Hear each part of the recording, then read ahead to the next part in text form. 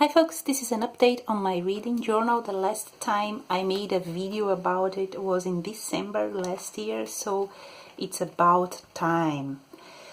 Now, I will leave below the links to my previous videos about my journal because many things changed since I started using it. And many things you'll see will change for next year. But here we have the spreads for 2019 corresponding to my reading goals this year. I had first the goal of reading 80 books, so you can see that for all my goals I have a small square that I mark, and then for the number of books I color in as I read the books, one for each number, and different colors denote different months. So I use this method pretty much for most of my projects. My classics club, which is a list of classics I have on my blog that I wanted to read this year. Century of Books, which is a project of reading one book for each year in the 19th century. So I have these spreads here also to control my project. So I have each year of the century and the books published in the corresponding year, and then I mark the ones I've read. Non-fiction, poetry, the series I am currently reading, so I have one square for each book in each series, and I mark the ones I've read. And I also had the goal of reading books from these publishers here, Persephone Books, Fitzcarraldo Editions and Virago Books. And I made a list of new to me women authors I wanted to read for the first time in 2019, and I marked down the ones I've already read. I had also this long-term project of reading queer classics, and I have a list on my blog. The project I called Speak Its Name, and from the list I had the ones I was most interested in reading in 2019. Some books I was interested in reading from these publishers. Here a project for reading classics. This is hosted by another blogger, Karen. Back to the classics. We have one category for each month, and then we read a book for each category. This project I've completed. Victorian Challenge, and then some books I wanted to read for my Century of Books project.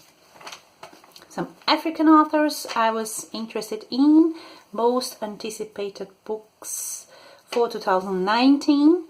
The European Challenge, which is hosted by another blogger, Gillian, and the goal is to read one book for each European country.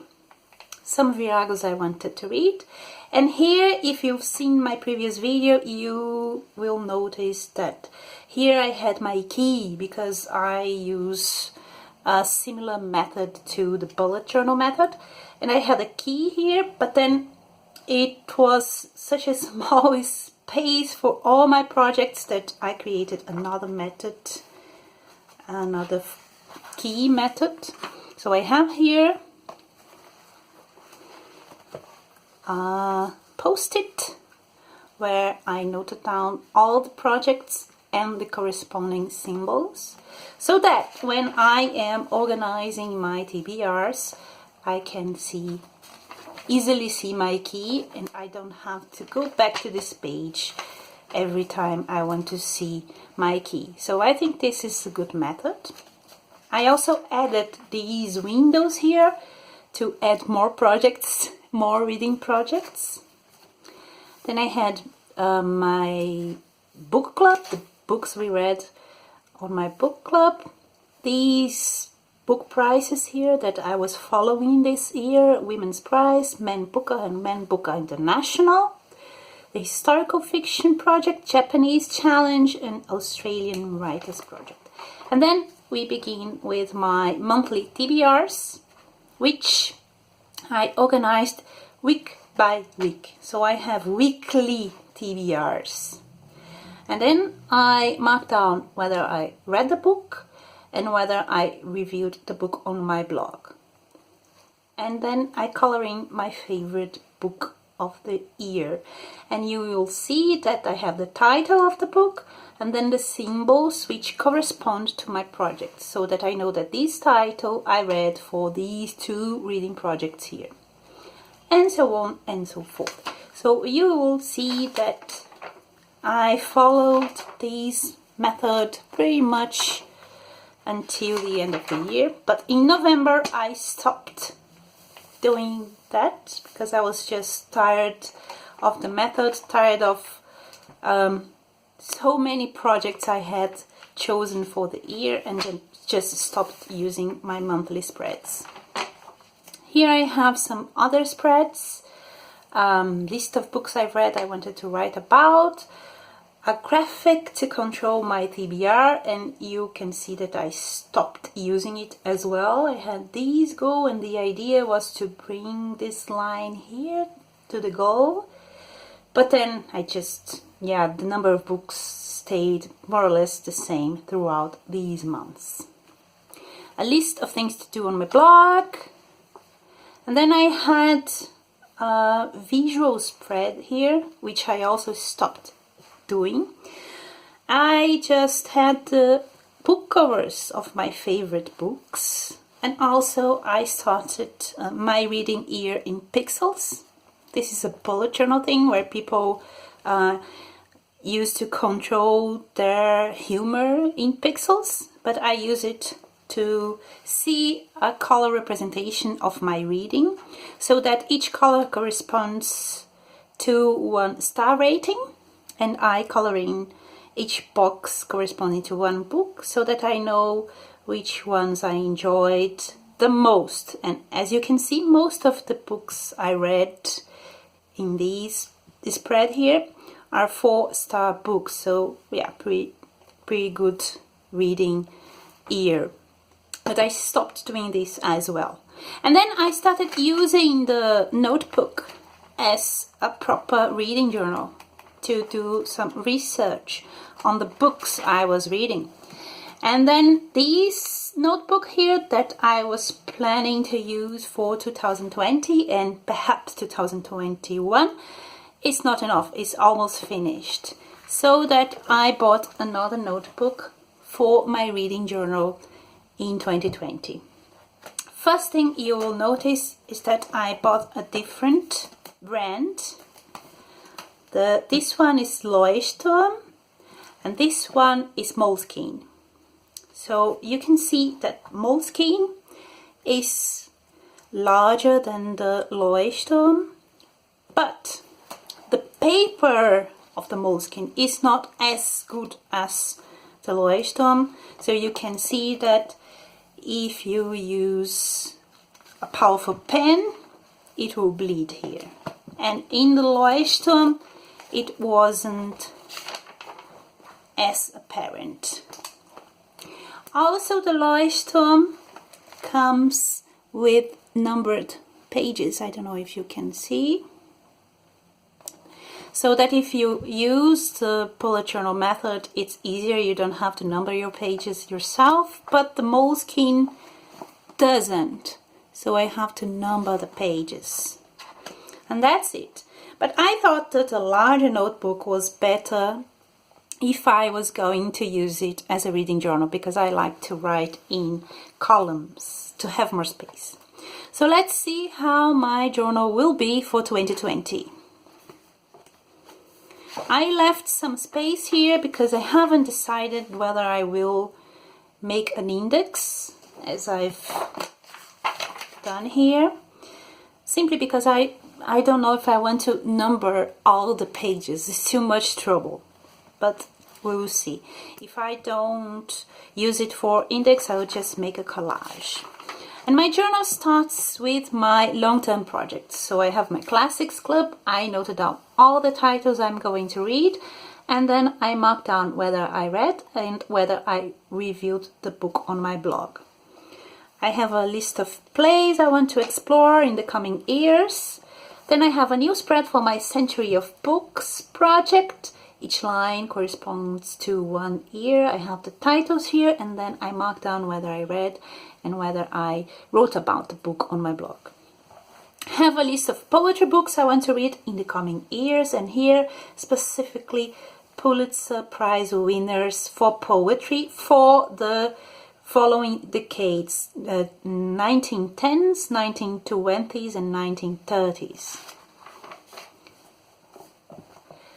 I have my Speak Its Name project, noted down all the books on my list, and then I color in whether I read and whether I wrote about the book.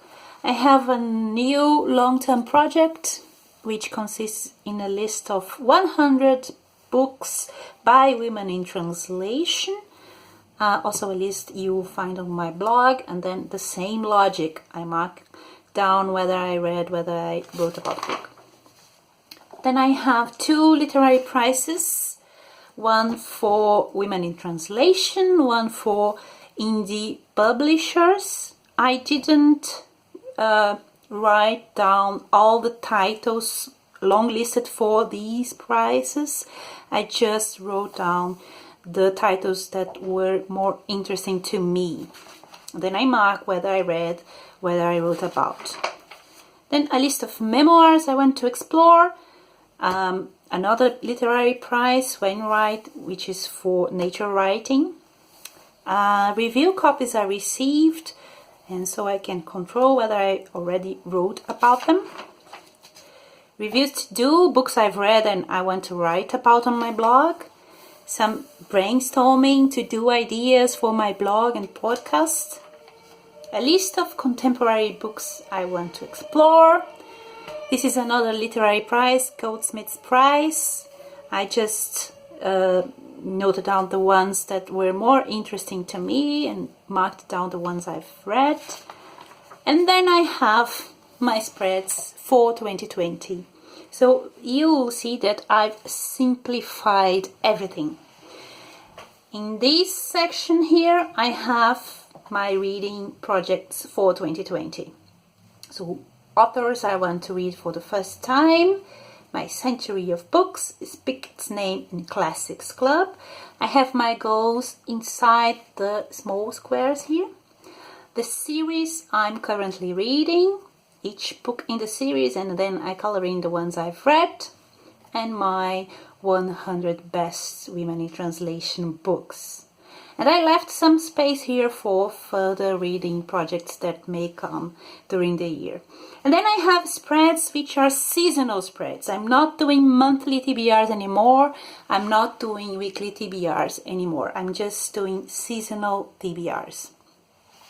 And I noted down the events that happen in each season and that I am more interested in taking part, so that when I write down my TBRs, I know that I will choose 1 or 2 books for each event. And that's it.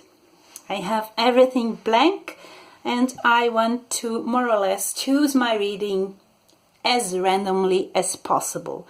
I'm giving myself freedom here, and this is something new for me because since I was a child I'm used to having TBRs for each month, and you can see I don't have that, not yet, and simply because I was tired of this reading notebook of my monthly TBRs. I just gave up on them and I wanted freedom.